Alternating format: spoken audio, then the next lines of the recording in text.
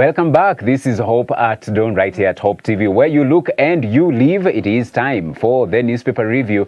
My name is George Gishuru. And my name is Beatrice Nudi, and definitely we are going to be starting off with the Standard End. Nakwambia kuna nini huko? We are still here. No, I'm like unajua ni kama vile Israelites waliulizwa hii mlima mtakaa hapa mpaka lini? Hii mlima. Bado tuko hapo kwa hiyo mlima. Not movie. Yeah. But I see here it's still again the case against Gachagua. Here saying today, of course, is the D-Day, and Parliament is expected to kickstart the process of impeaching Deputy President Rigathi Gachagua today. The court 4 times yesterday turned down the DP's plea to stop move that is questioning his fitness to be the country's second in command. Pages 4 and 5, and issues raised here. The motion alleges he acquired properties beyond his investment capability, that he is sowing seeds of disunity, that he attacked public officials in a manner that borders on gross misconduct. We have companies that are associated with the deputy president are claimed to have been the conduits of illegally acquired money used to buy properties across the country, and that's a total of 22 companies. Hotels he's claimed to have bought in the last 1 year, Outspan Hotel in Nyeri, Treetops Lodge situated in Nyeri. He said also to have bought Olive Gardens Hotel in Nairobi and Vipingo Beach Resort in Kilifi. Interesting. So these are some of the issues that have been raised. We continue to follow up on the same. And actually the same is also very well captured on the Daily Nation. It's the headline. And Gachagua on trial. And there is a pensive praying Gachagua on the front page. And they're saying Speaker Wetangula expected to notify MPs he has received motion seeking DP's removal. Gachagua on trial. Deputy President Rigathi Gachagua is today set to find out if MPs will make true their threat and table on the floor of the House a motion for his removal from office. Spirited attempts yesterday by the embattled DP and his allies to block the National Assembly from proceedings with the impeachment came a cropper after the courts failed to issue stop orders. The second in command's fate now lies with the House leadership and his boss, President William Ruto. It's a story you can read on page 7. Key numbers, details from the National Assembly show that at least 300 MPs had signed the petition to remove the DP from office by Thursday last week. At least a third of the 349 MPs, which is 117, are required to sign the impeachment motion for it to be introduced on the floor by the Speaker. And a two-thirds majority of the MPs in Parliament, which is 233 in the National Assembly and 45 in the Senate, are required to approve the motion to impeach the deputy president. How will this pan out? It's a case of wait and see. Yeah, we definitely wait and see. Ulituambia the members of your household are your greatest enemies. I told you. Now see. Literally, this is what is happening. This is what is happening. The people you expect to be on your side will be at the forefront of saying, let's. They are the ones even championing anything. They are the ones championing for his ouster. Oh my. Yeah. Oh, we wish him all the best, even as he continues to pray. I don't know what exactly he's praying about. Yeah. But we wish him all the very best. We wish him well. We wish him well, because it is not a big issue, especially for Kenyans. No, it's not. It's a non-issue. No, this is a family issue. It's a family issue. So however and whatever they want to solve it, we are here to watch and cheer them on. We see how it pans out. But moving on, still on the top page, white as snow, MPs say of Ndii Farm in SHIF saga, that is. I see today the country will witness a big shift in the health sector with the rollout of the SHIF, even as MPs cleared air on claims the plan is fraught in graft. I see 11,200 shillings is the hospital deliveries capped at 11,000 shillings for normal deliveries, 32,000 for cesarean section. These are some of the benefits. We have dialysis allocated 10,650 shillings per session. We also have patients with mental health issues, including rehabilitation for substance-related addictive disorders, screening management and referral of behavioral disorders, affective disorders, and mental health education will be covered with about 1,200 shillings. And I see here still on the top page on the same, I see Safaricom PLC's role in the consortium involves overseeing the entire project, ensuring that all consortium partners adhere to the contract's terms. This is Robert Pukose, the Chair Committee on Health. And it's also covered on the front page. But this one, they are saying Okiya Omtata, the Busia senator, seeks to block SHIF rollout as MPs approve 104 billion shillings system. So Omtata and 2 others have moved to court seeking to block the implementation of the Social Health Insurance Fund ahead of today's launch. Omtata, together with Eliud Karanja and Dr. Magare Gikenyi, argued the subsidiary legislation required to operationalize the Social Insurance Health Act were not in place. The 3 petitioners have also questioned the procurement of Safaricom Consortium to provide a health IT system at the cost of 104.8 billion shillings. But of course, we know the rollout is supposed to commence today. Yes. And so also this one has some cost implications for all those employed, especially because at the end of this month, there will be a deduction of 2.75% of the gross salary, which will now go towards the SHIF, and actually now it becomes the second highest deduction from the payslip after the payee, because payee is 16%. Before we had housing levy at 1.5%, but now at 2.75%, SHIF deduction becomes the second highest deduction from the payslip.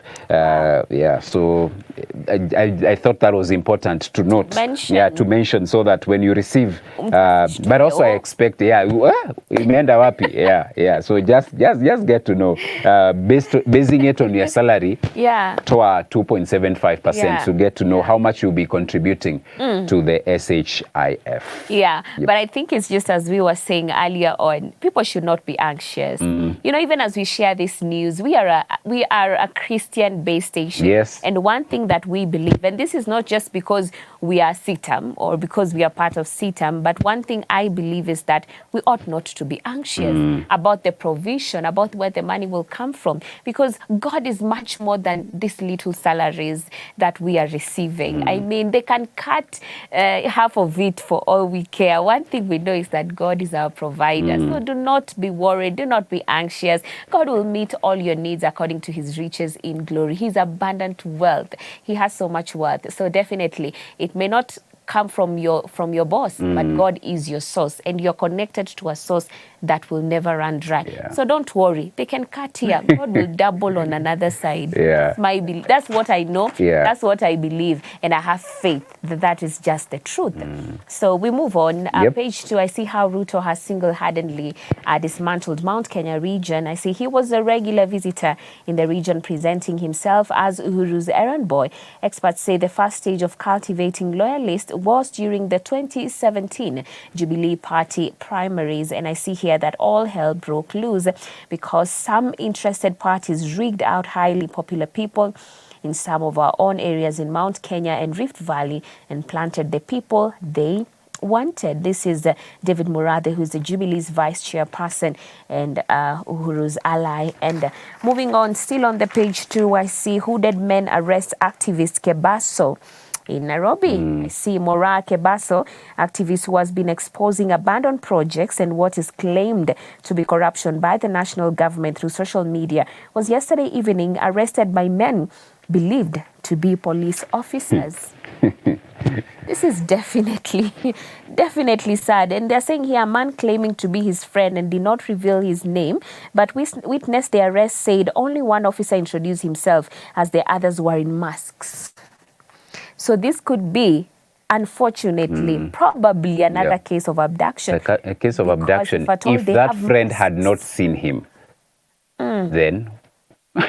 and in masks. And police in masks. officers don't need plain to clothes. be masked. I remember when the IG, Kanja, was being vetted, he said that once he assumes office, he will not entertain officers in masks and plain clothes to be undertaking such roles because they need to identify themselves. And you see, with such things, number one, they're just giving this young man popularity, because people will now be like, I think he's saying the truth, because why are they arresting him?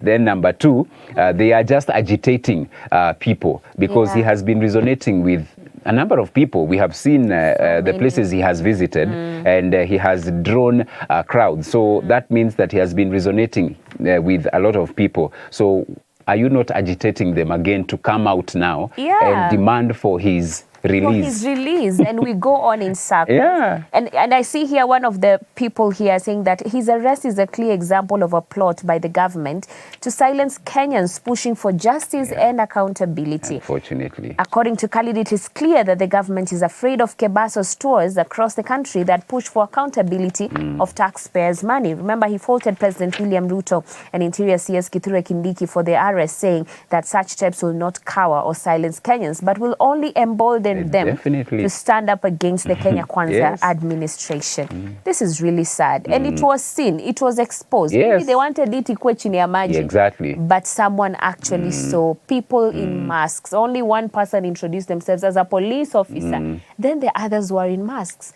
What does that even tell you? I mean, it's still a lot of questions and so many questions in the minds of Kenyans. But we continue to follow up, and we really pray that all will be well with him, because whatever he was doing, he wasn't doing anything wrong. Just that was civic education. You know, that was civic education.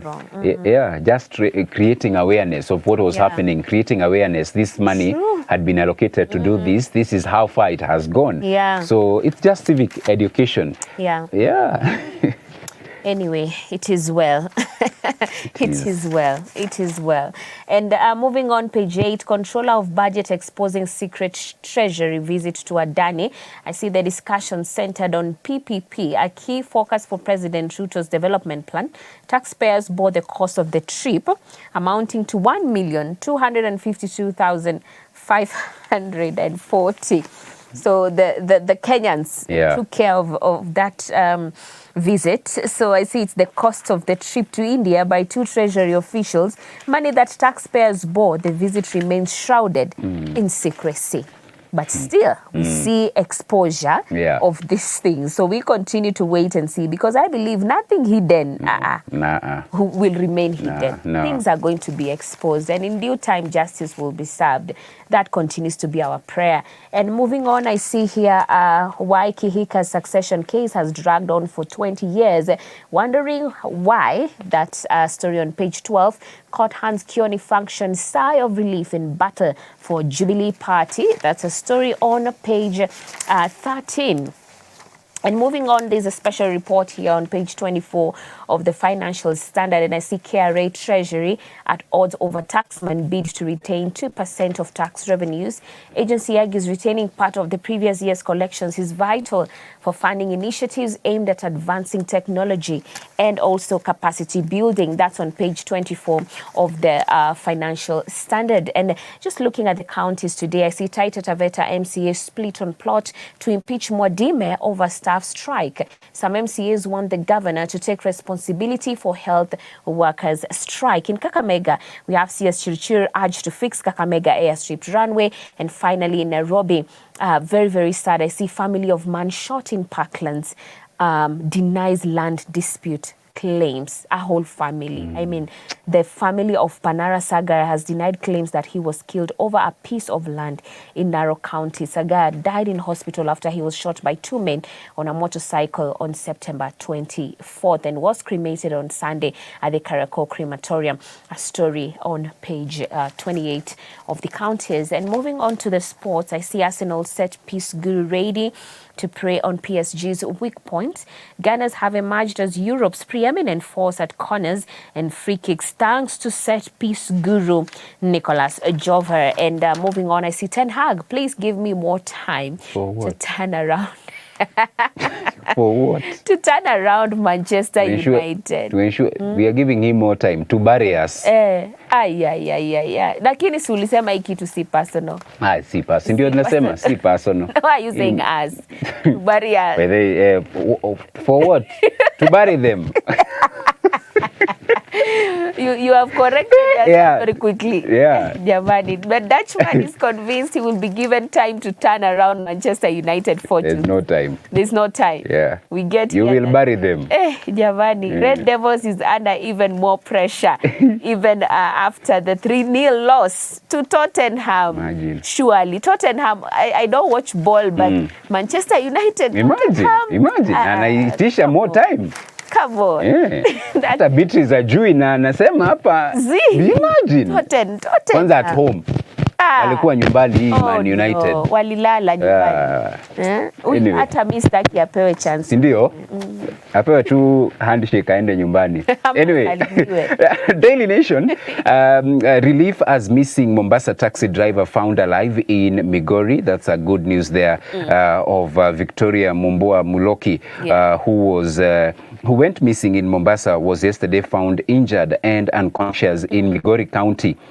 Victoria will be airlifted to Mombasa for treatment, according to police spokesperson. I see governor now summoned in gang rape probe. Mombasa Governor Abdul Swamad Nasir confirmed that he and his mother had been summoned by the police to record a statement over the matter. It's on page 10. I also see enemy within, how boda riders are implicated in killings of their colleagues.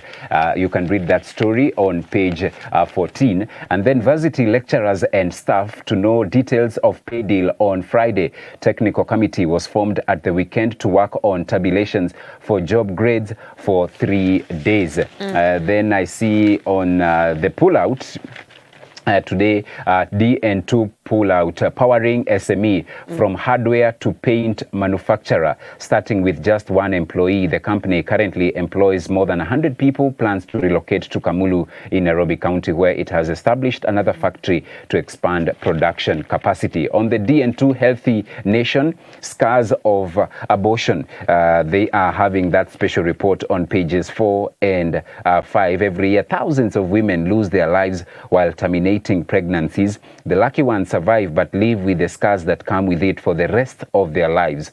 Inside, young women share their harrowing experiences at the hands of quacks. It's on page 4 and 5. Also, we can go to the county news, and we see counties push for more effort to conserve Lake Victoria. And then Governor Mutai Sori, as MCAs tighten the news in Ulster plot. County chief scrambles to win over more ward representatives on his side to counter critics. On the sports page, I see inside FKF election guidelines and why some aspirants are sitting uneasy. And then Arteta wary of PSG threat to Arsenal's European ambitions. So those are the matches being played today.